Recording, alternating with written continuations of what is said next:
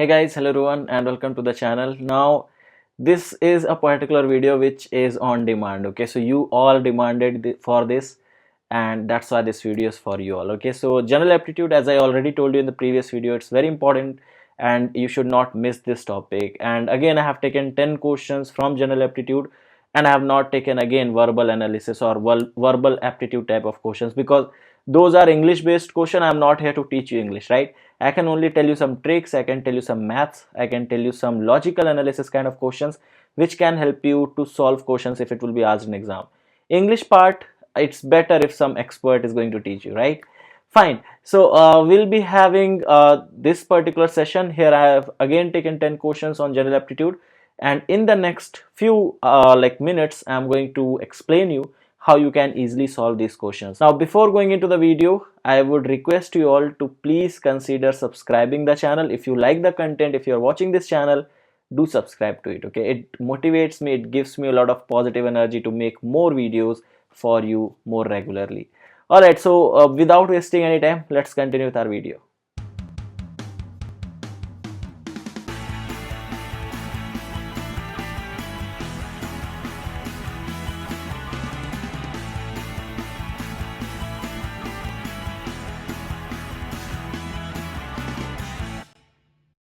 Alright, so this question was asked in GATE 2018 exam. It's a simple question. It only requires a little bit of mathematics. Okay, you should know a little bit of mathematics, and if you have studied physical chemistry, especially quantum chemistry, you might do this question very easily. Okay, so what you have to do is you need to know the graph of sine theta and cos theta. It says that for 0 to 2 pi, sine x and cos x both behave as a decreasing function for the interval. So for what interval? Both of them behave as a decreasing function. Now I am just going to draw a graph for your sine theta. Okay, so let this be the axis, this is going to be the x-axis, let this be the value of the y-axis. So you know that the trigonometric functions changes from -1 to +1. Okay, so this is going to change from +1 and this is -1. It will start from 0 on the x-axis. This is, let's say, pi by 2. This is, let's say, pi. Okay, the values on the x-axis are in radians. So pi by 2 means 90 degree, pi means 180 degree, then comes your 3 pi by 2 means 270 degree, and then your 2 pi means your 360 degree. So this is how the angles are. Now you have to memorize this. If you don't know, just memorize it. If you already know, you can easily do this. So that the sine theta always starts from 0. Sine 0 is 0, right? You know that sine 0 degrees is 0. So sine theta will start from 0, and sine 180 is also 0. So the graph, and you know that sine 90 degree is 1, right? Sine 90 degree is 1. So sine pi by 2 will be 1. So the graph will start from 0 for the sine theta, and it will again become 0 for your pi. That means at 180. So 0 to pi. And at sine 90 it is going to be maximum, that is value 1. Now the graph is going to have a cyclic kind of thing. So this is going to be something like this. You know, you have studied acceptable wave functions and all, you know that, right? So this is how the sine theta will be made. So this black color is showing for the sine theta or sine x. Let's look upon for the cos x. Now for the cos x, cos 0 value, cos 0 degree is 1. Okay, so cos 0 degree is 1, whereas cos 90 degree is 0. So your cos theta is going to start from 1 and it will become 0 at here. So this will go something like this. Okay, then it will go like this. Okay, and like that, and then again it will go like this. Okay, so this blue color is your cos x and the black color is your sin x. Now you have to see that in which interval they are asking about. So from 0 to pi by 2. From 0 to pi by 2, you can see the cos is decreasing but sin is increasing. So that's not the answer. From pi by 2 to pi. From pi by 2 to pi, now here you have to look upon just this region. Okay, just this region. See, the cos theta is also decreasing and sine theta is also decreasing. Both of them are decreasing functions here. Both of them are going down, right? So this should be the correct one. Let's look upon the third one. It says pi to 3 pi by 2, means pi to 3 pi by 2. Now you have to look upon this region. So here you can see that the cos is now increasing and sine is decreasing. So both of them are not decreasing. You have to look where both of them are behaving as a decreasing function. And the last one is 3 pi by 2 and 2 pi. So here both of them are actually here in this region. So both of them are increasing, right? Both the graph are increasing. So that's why option C and option D, all of them are incorrect one. Now there is a question for you all, okay? You have to tell me that which is the region where sine x and cos x both are increasing functions. So that question you have to tell the answer in the comment sections below. So you have to find out the region in which sine x and cos x both are increasing functions. Okay, increasing functions. You can take the help of this, and the answer is hidden in the 4 options here itself. But for this particular question, the correct answer is option number B. Alright, so do let me know the answers in the comment section. Alright, let's go to the next question then. Okay, the next question is pretty simple. It says arrange the following 3-dimensional cubes or 3-dimensional objects in the descending order of their volumes. For this, you need the knowledge of basic mathematics. You need the knowledge to find out the volume of these structures. So first one is cuboid. Cuboid volume is given by, I just write on the formula in front of all of them, okay? So cuboid volume is given by length into breadth into height. Then cube volume is given by side whole cube, okay, or a cube. Then you have cylinder volume is given by pi r square h, pi r square h.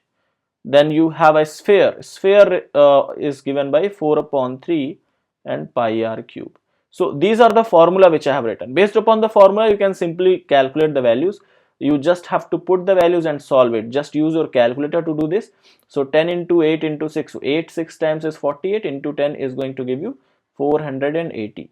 And if you take the cube of 8, so I'm just going to use my calculator, because in GATE exam you have access of calculator, so you can simply do that, right? So basically 8 cube, so that is going to be 512.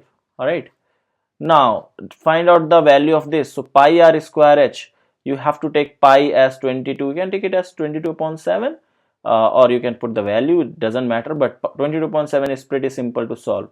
R square means 7 ka square, and height is also 7. Cancel out this 7 and 7, and so answer will be like 7 ka square multiplied by 22. The answer will come out 1078. So this is the volume of the cylinder. Now talking about this sphere, now here you have to solve this. So you have 4 divided by 3. Whatever answer you have got, just multiply that with 3.14 and multiply that value with cube of 7. So cube of 7. So your answer will be, this is going to be 1436. Okay, approximately around that. So you can see that this fourth is the highest one, then comes the third one, then comes the second one, and then comes the first one. So this is the order. Option number D is your correct option. So this is how you have to do. You just need to know the formula. I have written this, so you can just write it down, so that if in the upcoming exam question is asked based upon any of this formula, you can simply answer that, right? Alright, let's talk about this question. This was a very good question. It says that an automobile travels from city A to city B and returns to city A by the same route. The speed of the vehicle during the onwards and return journey were constant, that is 60 km per hour and 90 km per hour respectively. What is the average speed in kilometer per hour for the entire journey? What people did, see, you have to understand this, that this type of questions are not that simple. So let me just first of all write it down. So you are going from city A to city B, you are going in this direction, and you are going it by some constant speed, right? The speed is how much? That is 60 km per hour. So while going it is 60 km per hour, and while coming back it is, let's say, 90 kilometers per hour. All right, fine. So what people did, I'll tell you what people generally did in the exam. They just added 90 and 60 and they divided by 2. So simply 90 plus 60 was 150, divided by 2 was making it 75 as the obvious answer, and they just made it as the correct one.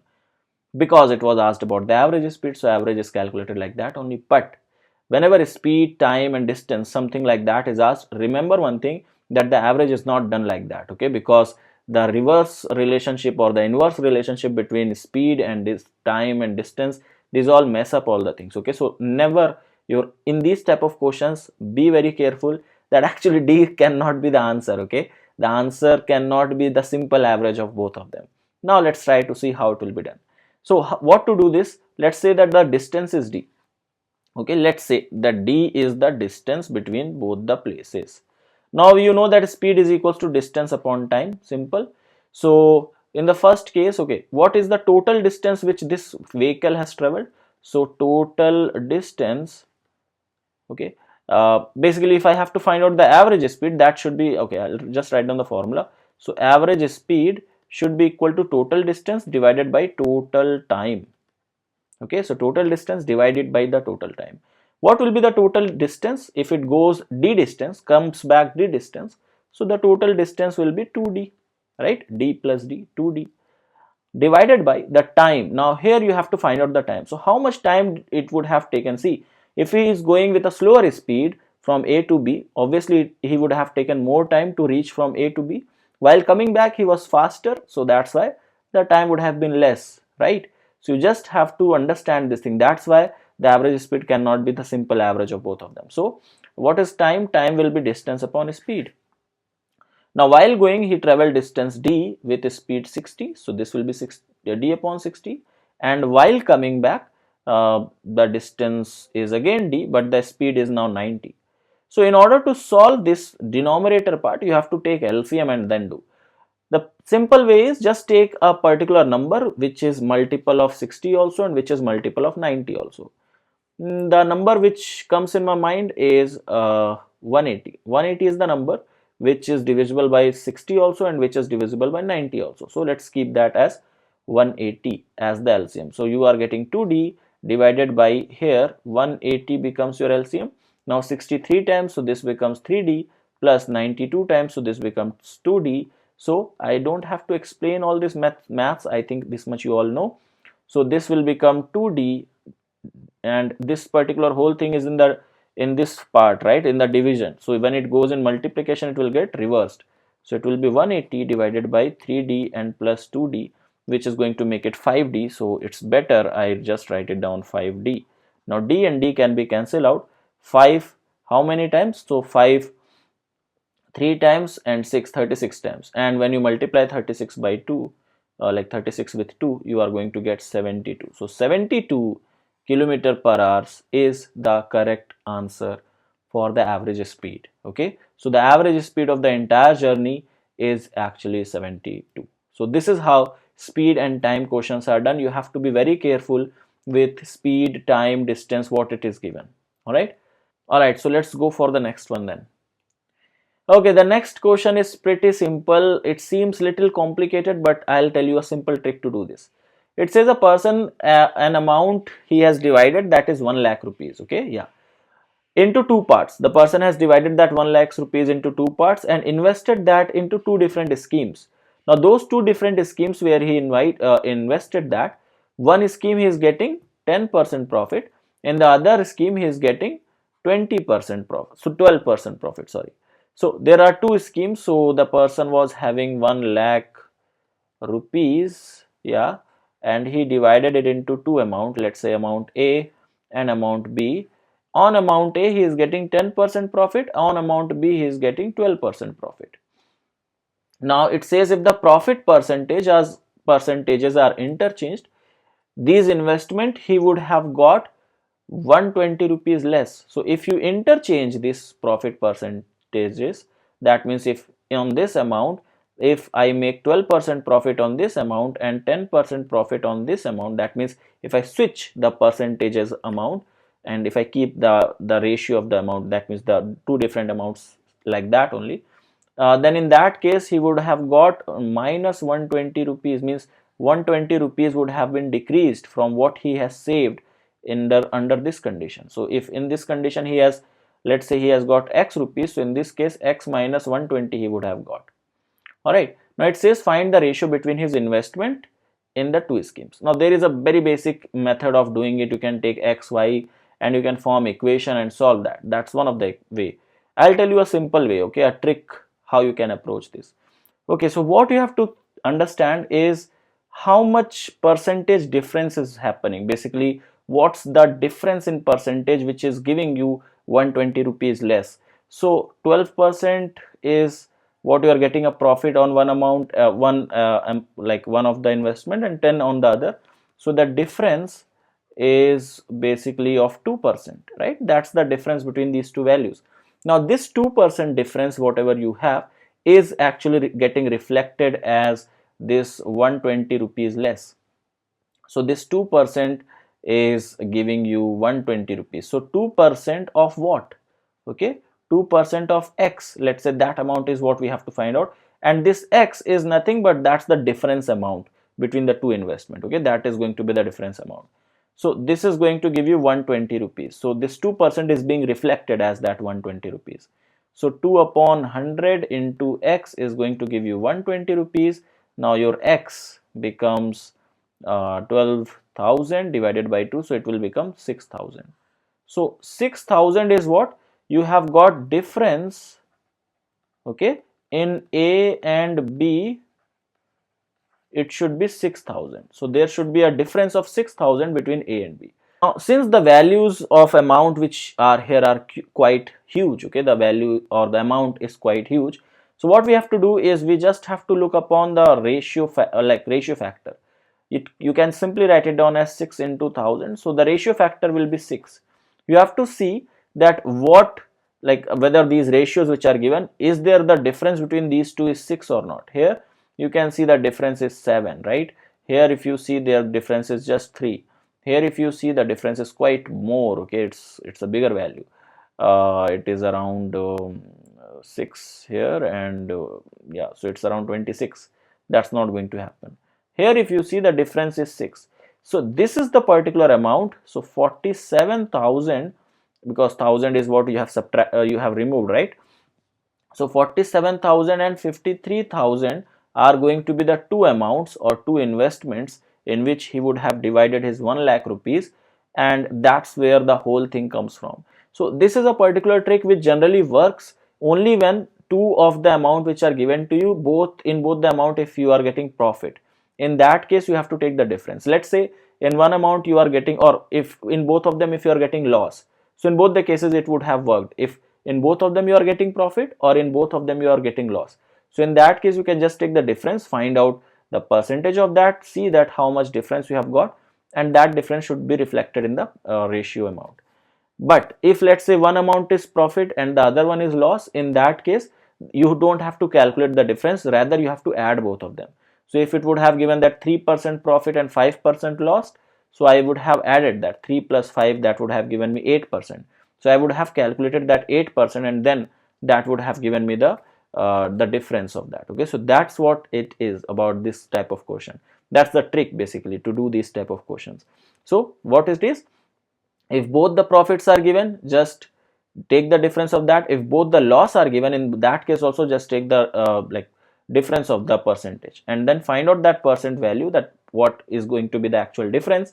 When you get that difference, just take the ratio factor and just see in the options which option provides that ratio. If the values are like one profit and the other loss, in that case you have to add, you don't have to take the differences. Right, I hope you got this.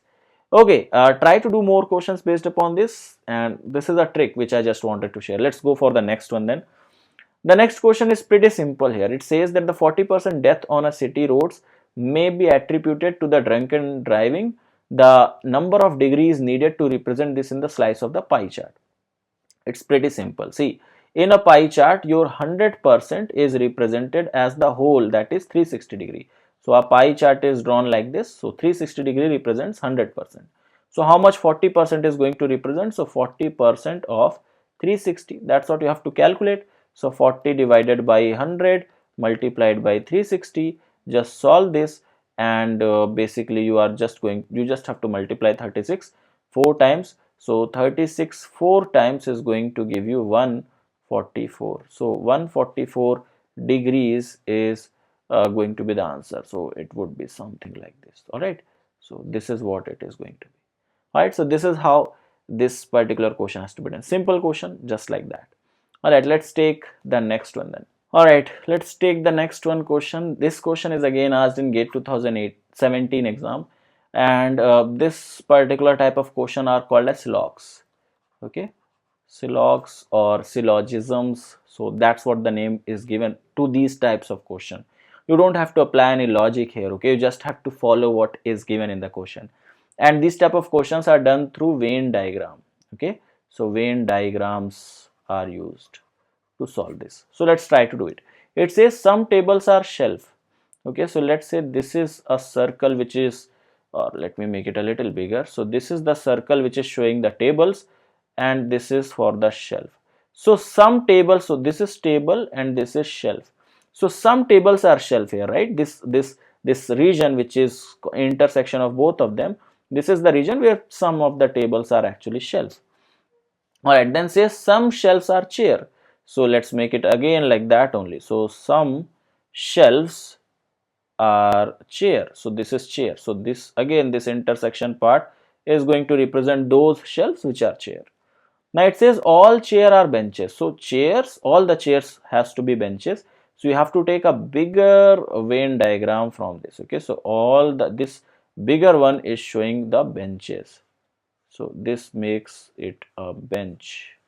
Okay, so this shaded region is actually the benches. Then only all the chairs will become bench, right? All the chair were in that circle, they are now coming in the bench, like they are now under the bench. So all the chair becomes bench now. Now which of the following conclusion can be deduced from the preceding sentences? First one says at least one bench is table. Is it so? The bench and table, are they related? No, you cannot, like there is no relationship between bench and table. So that's not correct. Other one says at least one shelf is bench. Is this possible that some shelves are bench? Shelf is bench. Okay, remember this, not bench is shelf. So some shelves can be bench, right? The one which are falling in this region. Yes, this is the one which can be attributed. The next one says at least one chair is a table. Is it so? There is no relationship between chair and table, right? So it's not true. So that you can not exactly say.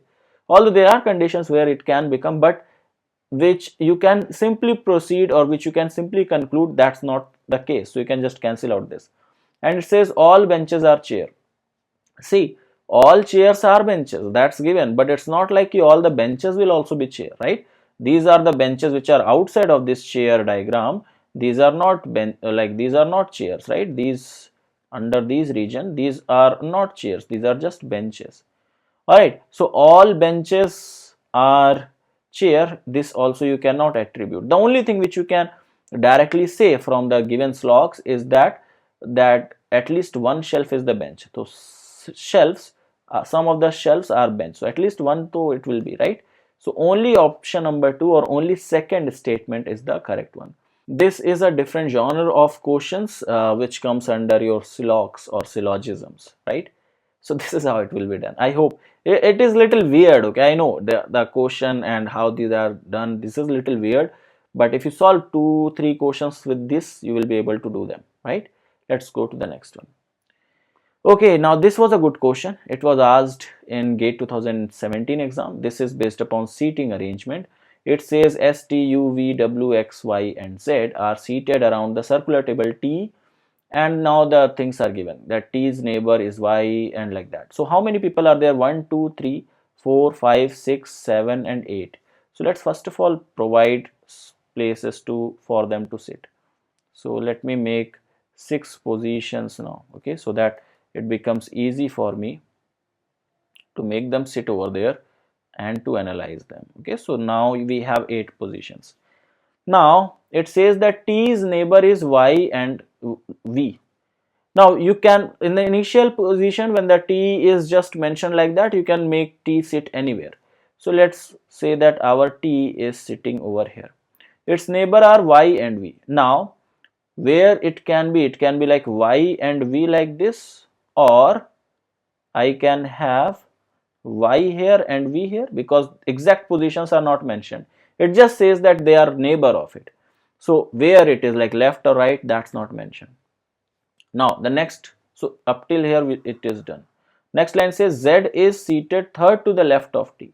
Now in these type of question, when the things are, or when people are sitting in the circular table and it's not said that where it is facing towards the chair or it is facing away from the chair, you can take left or right in any direction, but throughout the question you have to maintain that direction. Okay, so for our understanding, or for this particular question, I am going to take this anti-clockwise direction as my left, and I am going to take this particular direction, that is clockwise rotation, as my right. So with respect to T, this is going to be left and this is going to be right with everyone. Like if you go in the anti-clockwise, it will be left.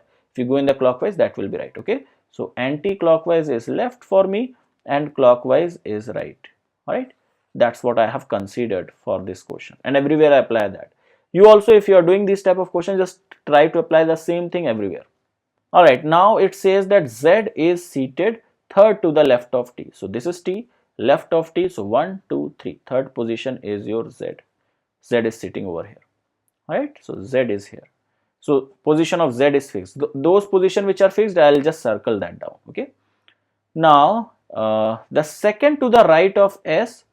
Okay, and second to the right of S. So Z is also, so it says Z is seated third to the left of T and second to the right of S.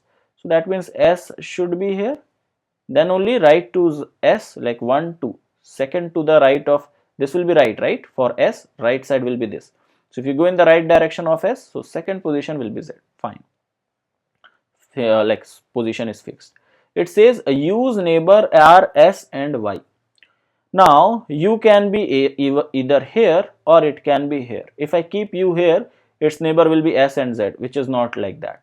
U's neighbor are S and Y. So if U sits over here, its neighbor is S and the other neighbor has to be Y. Now see, the first statement which was given is now concluded, right? So if U sits here, S is a neighbor and Y also has to be neighbor. So that means this V cannot sit over here. Okay. So now what positions are getting perfected, or which are getting their exact position? So Y is also getting its exact position and V is also getting its exact position. We can just cancel out them. Understood why we have done? So that it satisfies this condition. It says use neighbor are S and Y. So use neighbor are S and Y now. Fine.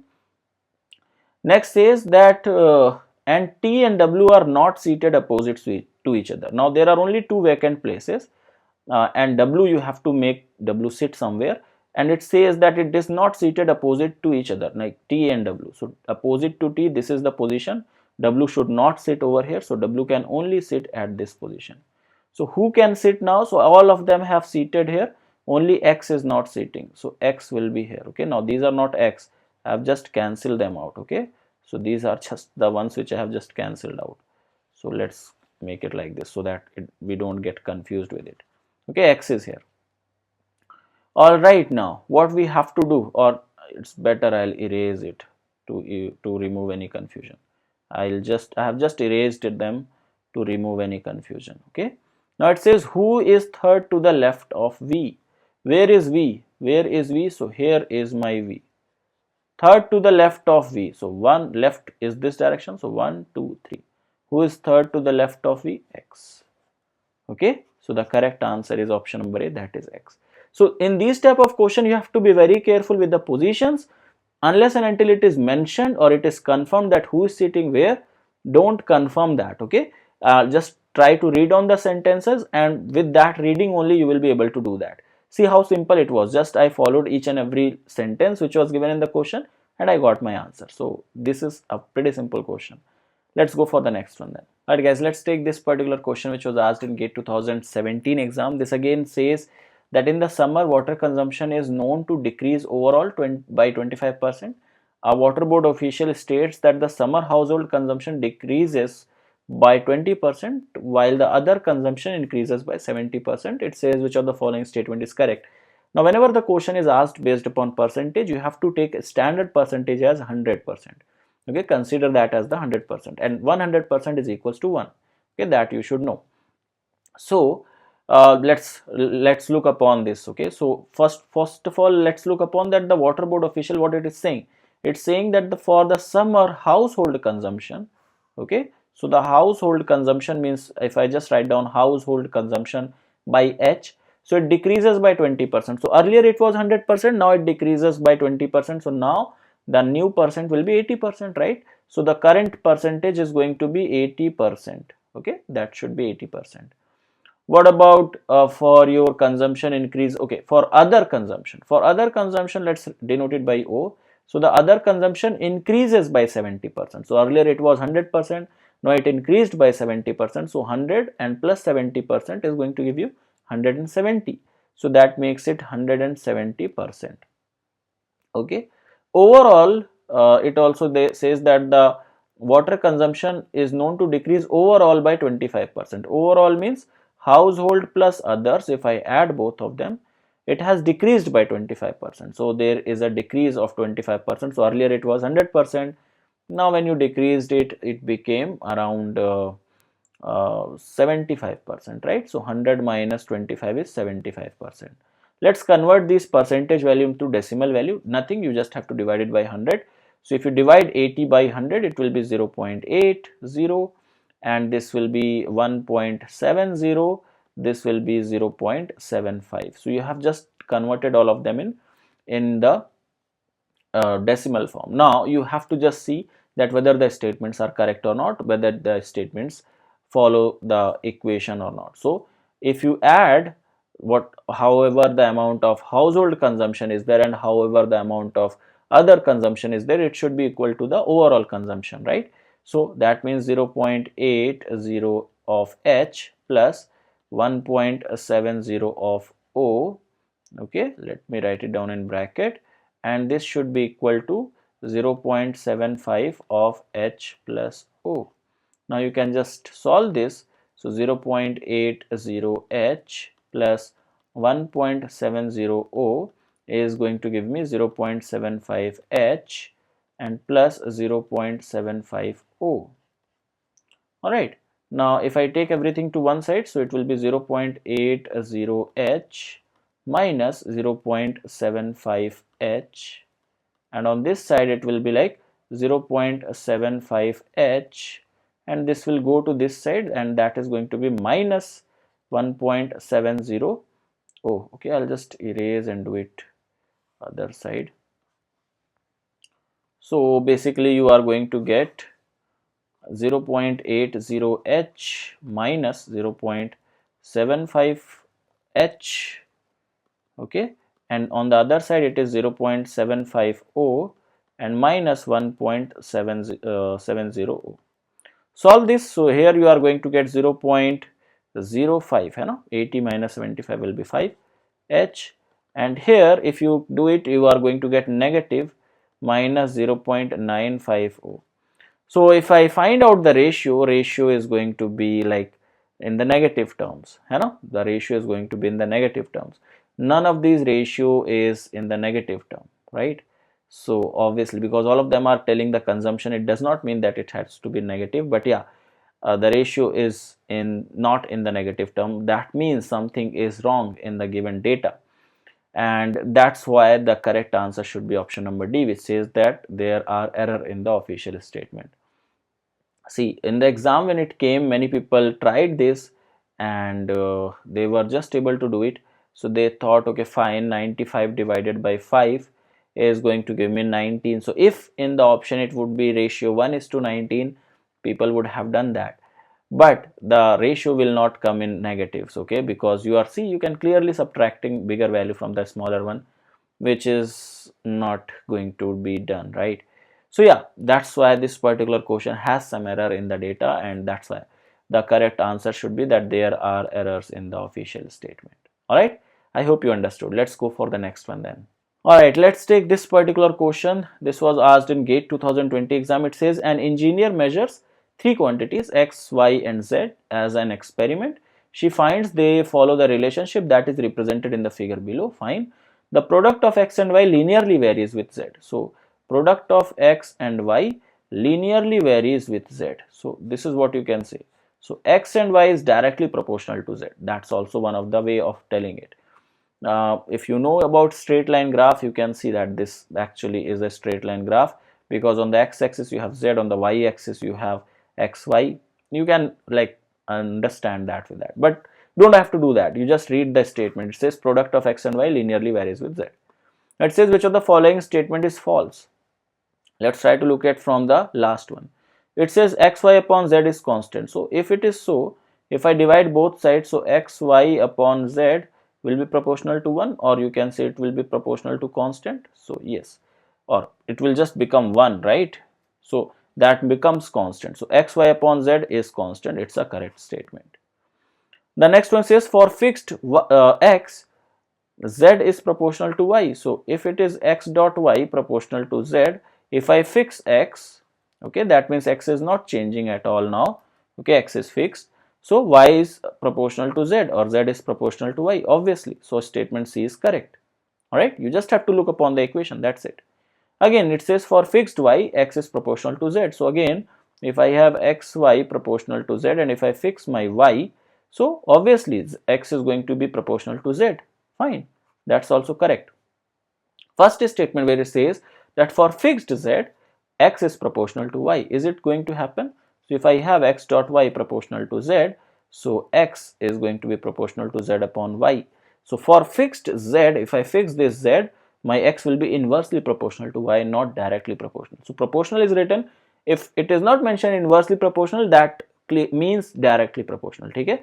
So inversely proportional is mentioned, directly proportional is also called as proportional. So proportional, if it is written, proportional itself means that we are talking about directly proportional. Okay? So don't think ki sir it is not given ki directly hai ki inversely hai, how can we interpret? Proportional itself means directly proportional. Okay? So the statement which is false is the statement number A, and that becomes your correct answer for the given question. Alright, let's take the last question, I guess, for this video, right? So let's take the last question for this one. It says that the two pie charts given below show the data of total student and total girls registered in the different streams of the university.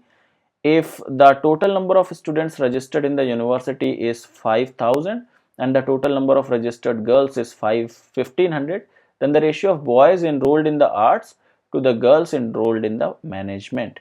So you have to find out how many boys are there in arts and how many girls are there in the management. So this is simple to find out because this gives you for girls only, right? If you know for girls, so how much girls are there in management, that is simple to find out. How to do that? So girls in management, MGMT, okay, management is going to be simply done like this. 15% of total girls, that is 1500. So 15 upon 100 into 1500, so 0 0 0 0 will be cancelled out. You will get 225. So this is the number of girls in management. Now the next thing is I have to find out how many students are there in arts. So because this is for students, okay, this graph or this pie chart is for students. So students in arts, total students in arts, total. So this is going to be 20% of the total value, that is 5,000. So 20% of that, so 20 upon 100 multiplied by 5,000. So this is just going to give me how much? 1,000. So there are total 1,000 students in arts. How many girls are there in arts? That you can find out from this graph again. So girls in arts, okay, that is 30% of how much? 1,500. So 30 upon 100 into 1,500. Solve this. So 15 3 times is how much? 45. So 450. So girls in arts is 450. Now if total students in arts are 1,000 and 450 out of them are girls, obviously boys you can find out, right? So boys in arts will be how much? 1,000 minus 450. So this is going to give me 550, right? So 550 boys are there in arts. So the ratio of boys enrolled in arts is 550 and the girls enrolled in management is 225. You have to find out the ratio of 550 to 225. So required ratio is 550 divided by 225. So just use a simple maths to do it. So you are going to get with 5 it will be like 110, it will be like 4, and 5, and now you can again cancel out 9 times, and again if you do it, so 22. So 22:9 is going to be the answer. Answer is option number D. Alright, so this is how it has to be done, and this is pretty simple to solve. Alright guys, so that's all for this particular video. I hope that whatever questions we took, whatever like tricks I told you were useful to you. You guys understood it well, and I hope you guys liked the video. If you guys like the video, please do consider subscribing to the video, share it with your friends, and like the video if you like the content. I will meet you in the next video. Till then, keep preparing for the exam and all the best, and do consider this general aptitude part in the exam as well. Alright, so take care. Bye bye.